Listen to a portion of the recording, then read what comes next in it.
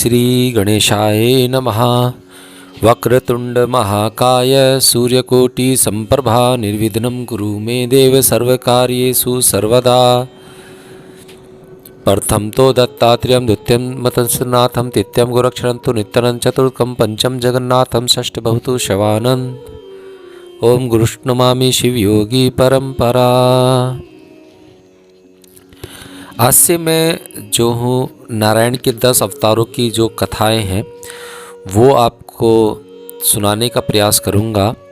और ये जो कथाएं हैं वैसे तो आपने सुनी होंगी, पर जो जहाँ से मैंने ये कथाएं ली हैं वो राम कथा बंगला रामायण पर आधारित है। अतः इसमें जो है रामचरितमानस की कथा से कहीं कहीं इसमें थोड़ा बहुत भेद हो सकता है, तो इसलिए आप जो है विचलित ना हो। थोड़ा बहुत लिखने में या उसमें सभी में भेद हो जाता है।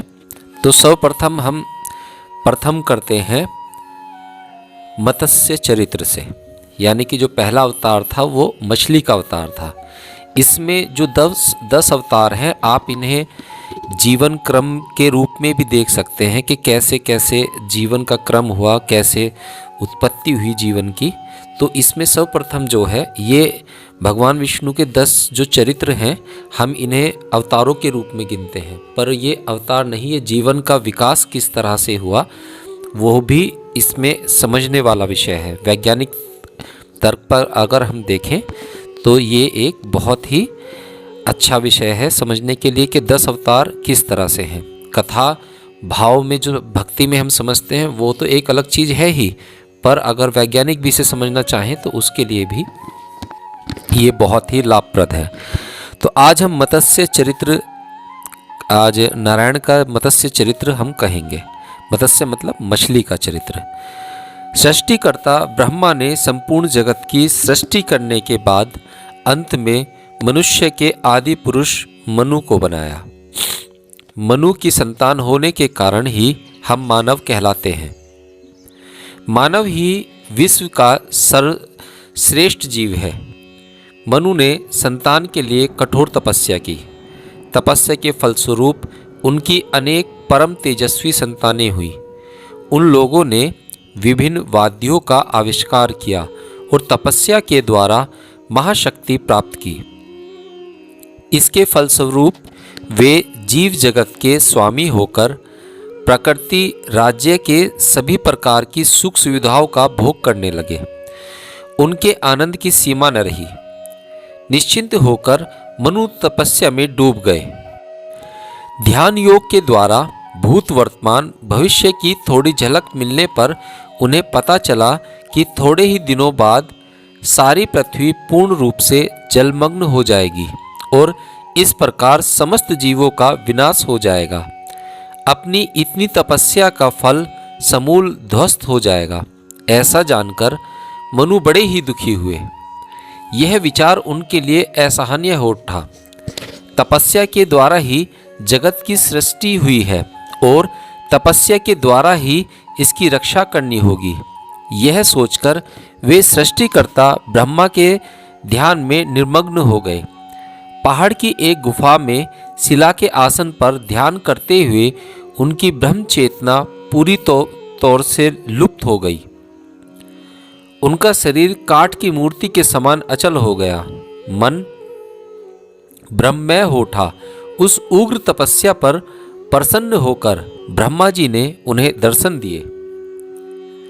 ब्रह्मा जी बोले, वत्स, पृथ्वी तुम्हारे पुत्र पोत्रों से भरी है। वे लोग सर्व प्रकार के भोग्य वस्तुएं पाकर आनंद पूर्वक हैं। फिर तुम क्यों ऐसा कठोर तप करके देहताप कर रहे हो? इस पर मनु ने जब अपने मन का भाव व्यक्त किया तो ब्रह्मा बोले, वत्स, तुम इस विषय से निश्चिंत रहो। जिन प्रिय परम में नारायण की इच्छा से मैंने इस जगत की सृष्टि की है, उन्होंने ही अपने जीवों की रक्षा के लिए सुव्यवस्था भी कर दी है। यह कहकर उन्होंने मनु के मन चक्षुओं के समक्ष भविष्य की वह घटना प्रकट की।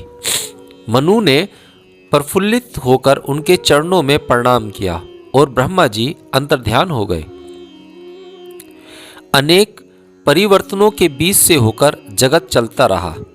पृथ्वी धन धान्य से पूर्ण थी। रूप, यौवन, स्वास्थ्य के साथ ही वार्धक्य, रोग तथा मृत्यु भी विद्यमान थे। तुच्छ बातों को लेकर झगड़ा फसाद, शूद्र व्यर्थ के रक्तचाप, फिर इसने प्रीति, दूसरों के लिए आत्म त्याग तथा सुख दुख भले बुरे के चक्र के द्वारा मानव जीवन में विभिन्न प्रकार के भाव प्रफुल्लित होते रहे। मानव प्रकृति के विधान से काल के स्रोत में प्रवाहित होता रहा। भोग के द्वारा मनुष्य का मन क्रमशः उन्मत्त हो उठा। शरीर के सुख स्वच्छंद को छोड़कर अंतर की शांति को ढूंढने की उसके मन में इच्छा नहीं हुई। निंदा तथा द्वेष, कलह तथा हिंसा में परिणत हुए। हत्या, रक्तपात, अत्याचार का दौर चला। छल कपट ने मानव हृदय पर शासन करना आरंभ कर दिया। साधुओं के उत्पीड़न तथा दुर्बलों के कतार क्रदन से श्री हरि का आसन डोल उठा। प्रकृति के हास्यपूर्ण मुखमंडल पर प्रचंड क्रोध की अभिव्यक्ति दिख पड़ी। शरतकालीन निर्मल गगन में बिजली की कड़क सुनाई देने लगी। बसंत के मलय पावन के दौरान आंधी चलना आदि के द्वारा ऋतुओं में घोर उठा फेर पटक आरंभ हुआ। अकाल तथा महामारी निर्दयपूर्वक जीवों का ग्रास करने लगे। आत्मरक्षा का कोई उपाय भी नहीं बचा। मनुष्य के दिन अत्यंत उद्विग्नपूर्व बीतने लगे। उन्हीं दिनों पृथ्वी पर द्रविड़ नाम का एक राज्य था। परम धर्मपरायण सत्यव्रत वहां के राजा थे। प्रजा का कल्याण करने की बात ही सर्वदा उनके मन में बनी रहती थी। यज्ञ तथा ध्यान जप में ही उनके दिन बीतते थे। मनुष्य की दुर्दशा से व्यथित होकर वे जगत के कल्याणार्थ दिन पर दिन भगवान से प्रार्थना करते रहते थे। एक दिन सत्यव्रत तालाब के जल से पितरों का तर्पण कर रहे थे। सहसा कीड़ारत एक छोटी सी मछली उनकी अंजलि में आ पड़ी। मछली को वे वापस तालाब में डालने ही वाले थे कि तभी उसने मानवी भाषा तथा क्षीण स्वर में कहा, रक्षा करो, रक्षा करो, कहकर चित्कार करना आरंभ कर दिया। राजा ने विस्मित होकर मछली को ऊपर उठाकर देखा। मछली पुनः बोली, मैं बड़ी बड़ी मछलियों से अत्यंत भयभीत हूँ। राजन, तुम मेरी रक्षा करो। राजा तो यह सुनकर बिल्कुल ही अवाक रह गए। मछली को कमंडलू में रखने के बाद उन्होंने अपना तर्पण समाप्त किया। बाद में कमंडलू को अपने भवन में लाकर उन्होंने एक किनारे रख दिया। राजा ने सोचा कि भगवान की इच्छा से घटित इस घटना में असंभव जैसा कुछ भी नहीं है। संभव है कि इसमें उनका कोई गूढ़ अभिप्राय हो। भक्तगण इसी प्रकार प्रत्येक कार्य में भगवान के मुखापेक्षी रहते हैं। अगले दिन प्रातःकाल राजा मछली की हालत देखने के लिए कमंडल के पास गए। उन्होंने पाया कि मछली के बढ़ जाने से कमंडलू भर गया है। उन्हें देखते ही मछली बोल उठी, राजन, देखो मैं कितनी बड़ी हो गई हूँ। तुम्हारे इस छोटे से कमंडलू में अब मैं नहीं आ पा रही हूँ। तुम यथाशीघ्र मुझे और भी बड़े स्थान में रखो। राजा ने उसे एक हौज में पानी में रख दिया। अगले दिन फिर आकर राजा ने देखा, वह मछली अद्भुत रूप से इतनी बड़ी हो गई थी कि हौज में उसके हिलने डुलने तक का भी स्थान न रहा था। इस असाधारण घटना को देखकर राजा भगवान की महिमा के विषय में सोचने लगे। सामान्य लोगों के समान वे उद्विग्न नहीं हुए। मछली मोटी आवाज में राजा से अपने को और बड़े जलाशय में ले जाने का अनुरोध करने लगी। मछली को अपने उद्यान के विशाल सरोवर में डालने के बाद राजा सोचने लगे कि अब तो उसे कोई परेशानी नहीं होगी। परंतु बड़े आश्चर्य के साथ अगले ही दिन राजा ने देखा कि मछली पूरे तालाब में फैल चुकी है। सफरी नामक मछली चुल्लू भर पानी में ही उछल कूद मचाया करती है, परंतु यह सफरी तो इस सरोवर में फरफराने की बात तो क्या, हिलने डुलने तक में असक्षम है। यह घटना किसी के लिए अज्ञात नहीं रही। मछली की कंठध्वनि भी अत्यंत मोटी हो गई थी। अपनी उस मोटी आवाज में वह राजा के साथ बातें करने लगी। राजा ने सेनापति को आदेश दिया, मछली को बिना कष्ट पहुंचाए नदी में डलवा दो। सेनापति ने बहुत सी रस्सियों को मछली के शरीर में लपेटा। हजारों लोगों तथा अनेक हाथियों की सहायता से उसे 100 बैलगाड़ियों पर चढ़ाया और बड़े कष्टपूर्वक उसे नदी तक ले गए। यह घटना लोगों के मुख से हजारों प्रकार से अतिरंजित होकर संपूर्ण भारत में फैल गई। उन दिनों रोग, शोक, अकाल, भूकंप, उल्कापात, वज्रघात आदि के फलस्वरूप पृथ्वी की अवस्था भयंकर थी और अब इस घटना से वह और भी भयावह हो उठी। जो मुट्ठी भर लोग इन आपदाओं से बच गए थे, वे भी इस घटना को सुनकर भय से मरणासन हो गए, परंतु राजा सत्यव्रत भगवान के चिंतन में विभोर रहे।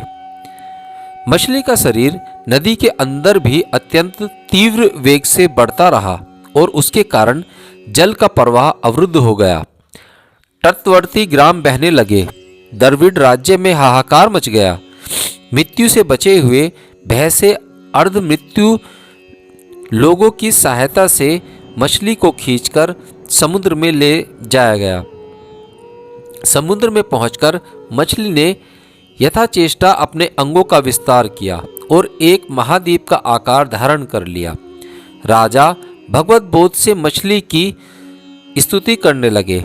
राजा ने कहा, हे हरि, तुम्हारे अतिरिक्त दूसरा कौन है जो ऐसी अद्भुत लीला कर सके। पाप में डूबी मनुष्य जाति तुम्हें भूलकर अहंकार में उन्मत्त हो उठी थी। उन्हें अब यथाचेष्ट दंड मिल चुका है। अब तुम प्रसन्न हो जाओ। जो मनुष्य धरा को तुच्छ समझते थे, आज वे मछली के भय से डरे हुए हैं। तुमने मछली का रूप धारण करके दाम्भिक मनुष्यों का तर्पण चूर कर दिया है। अब तुम प्रसन्न हो जाओ। तभी चारों दिशाएं आलोकित हो उठी। मत्स्य का पूर्ववर्ध नारायण के रूप में परिणित हुआ। कमल की पंखड़ियों के समान दोनों नेत्र, चारों हाथों में शंख, चक्र, गदा, पद्म और प्रसन्न मुखमंडल, जिसे देखते ही जगत विस्मित हो जाता था। उस प्रेममय रूप को देखकर राजा का शरीर रोमांचित हो उठा। कंपन के साथ पसीना करने लगा। अश्रु से कपोल भीग गए और उनके अंदर से रुदन होने लगा। उनका कंठ अवरुद्ध हो गया। आनंद की तरंगों के घात प्रतिघात से उनका अंग प्रत्यंग टूटने लगा। नारायण ने राजा के सिर, मुख तथा सीने पर हाथ फेरते हुए उन्हें शांत करते हुए कहा, बेटा सत्यव्रत, एक बार अपने पूर्व जन्म की बातों का स्मरण करो। तुम मनुष्यों के आदि पुरुष मनु हो। तुमने प्रलय पलवन से के समय मनुष्य जाति की रक्षा के लिए कठोर तपस्या की थी। ब्रह्मा के वर से तुम्हारे द्वारा मनुष्य सह समग्र जीव जंतुओं की रक्षा होगी। राजा के मन में एक एक कर पूर्व जन्म की सारी स्मृतियां जागृत होने लगी। श्री हरि बोले, अब से 7 दिन बाद प्रलय आरंभ होगा। तुम मानव आदि प्राणियों के एक एक जोड़े तथा सभी वनस्पतियों के बीज जल्दी एकत्र कर लो। 7 दिनों बाद देवताओं द्वारा निर्मित एक नौका तुम्हारे घाट पर आ लगेगी। तुम जीवों तथा वनस्पति बीजों के साथ उसमें सवार हो जाना। जब समुद्र प्रलय वायु से तरंगित होकर पृथ्वी का ग्रास करेगा, तब मैं सींगधारी स्वर्ण मत्स्य के रूप में पुनः अवतरित होऊंगा। तुम अपनी स्वर्ण नौका को मेरे सींग से बांध देना। फिर महाभय करने के साथ ही साथ स्वपग्र के समान नारायण मत्स्य अंतर्ध्यान हो गए। 7 दिन बाद सचमुच ही एक स्वर्ण नौका आ पहुंची। श्री हरि की आज्ञा के अनुसार राजा सभी प्राणियों के जोड़े तथा वनस्पतियों के बीज सहित उसमें सवार हुए और नौका अपने आप ही समुद्र में जा पहुंची। उसके बाद पृथ्वी पर भयंकर घटनाएं होने लगी। सूर्य का तेज 12 गुना बढ़ गया। तालाब, सरोवर, नदी आदि सब सूख गए। पेड़ पौधे तथा लताएं आदि कुछ भी नहीं बचे। पहले पक्षीगण और अन्य जीव जंतु मरकर समाप्त हो गए। मनुष्य ने विविध उपायों का सहारा लेकर बचे रहने का प्रयास किया, परंतु सब कुछ व्यर्थ सिद्ध हुआ। जो कुछ अभागे लोग कंकाल प्राय होकर बच गए, वे भी भूख प्यास से पागल होकर सियाल गिद्धियों के समान घृणित रूप से सड़े मुर्दों के लिए छीना झपटी करने लगे। तथापि जो लोग नहीं मरे, वे नंगे उन्मुच पिशाच से भी अधिक जघन्यता से युक्त तथा पशुओं से भी बढ़कर हिंसक हो उठे। रक्त पीकर प्यास बुझाने की वे एक दूसरे की हिंसा करने लगे।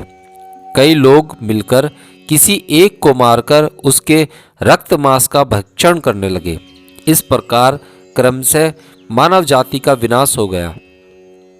नगर ग्राम शून्य पड़ी रही।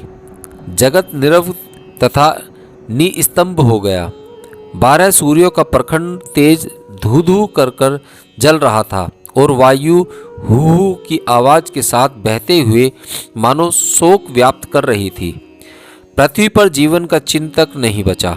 असंख्य जीव जंतुओं की सूखी हुई लाशों तथा सूखी वृक्ष लताओं से धरती पटी हुई थी। एक दिन दैविघ्न प्रज्वलित हो उठी और प्रचंड धूप तथा प्रबल वायु की सहायता से वह क्रमशः सारी धरती पर फैल गई, जिसके फलस्वरूप पृथ्वी एक अग्निलोक के रूप में परिणित हो गई, यानी कि उसमें आग लग गई। क्या ही भयंकर दृश्य था। जलते जलते ईंधन के साथ ही साथ अग्नि भी शांत हुई। संपूर्ण धरातल राख से आच्छादित था। प्रबल वायु भीषण गर्जन के साथ निर्बध गति से पृथ्वी पर प्रवाहित होने लगी। राख और धूल के उड़कर वायुमंडल में छा जाने से सूर्य की किरणों का मार्ग अवरुद्ध हो गया। रवि रश्मियों के प्रचंड ताप से नद नदियों तथा सरोवरों का जल भाप होकर आकाश में एकत्र हो चुका था और अब वह मेघ में परिणित होकर पृथ्वी पर चारों ओर फैल गया। दिन और रात का भेद मिट गया। असंख्य स्तरों में बिखरी मेघ राशि के भीषण गर्जन के साथ पर्वत प्रतिध्वनि हो उठे। भूकंप से धरातल के बारंबार कंपित होने के फलस्वरूप पहाड़ खंडित होकर गिरने लगे। नदियों के गर्भ से पर्वत उठने लगे और समुद्र मरुभूमि में परिणित हुए। उसके बाद मूसलाधार वर्षा होने लगी। वर्षा तथा शिलापात के फलस्वरूप ऊंची नीची भूमि समतल क्षेत्रों में परिणित हुई। बड़े बड़े पर्वत टूटकर जल प्रवाह में बहने लगे। संपूर्ण पृथ्वी जलमग्न हो गई। पहाड़ तथा समतल समुद्र सब एकाकार हो गए। उन्मत्त प्रलय वायु से पर्वतकार तरंगे आकाश में उत्थित होकर सैकड़ों वज्रों की ध्वनि के साथ एक दूसरे से टकराकर बिखर जाने लगी। प्रलय मानो मूर्तिमान होकर पृथ्वी तल पर विचरण करने लगा। राजा सत्यव्रत की स्वर्ण नौका जब उथल तरंगों पर सवार होकर पतित होने लगी, इधर उधर डोलने लगी, तब भयभीत होकर वे नारायण को पुकारने लगे। नारायण अनेक योजन में फैले स्वर्ण सींगधारी मत्स्य के रूप में सागर के जल में अवतरित हुए। बोलो नारायण भगवान की जय। उनकी अंग ज्योति से चारों दिशाएं आलोकित हो उठी। राजा निर्भयतापूर्वक अपनी स्वर्ण नौका को श्री हरि के सींग में बांधकर निश्चिंत हो गए। वर्षा करते करते मेघ समाप्त हो गए। निर्मल आकाश में सूर्योदय हुआ। धरातल पर जल के अतिरिक्त और कुछ भी दृष्टिगोचर नहीं होता था। पवन स्थिर था और जल निरतरंग था। सूर्य की किरणों से पृथ्वी एक कांच के गोले के समान चमकने लगी।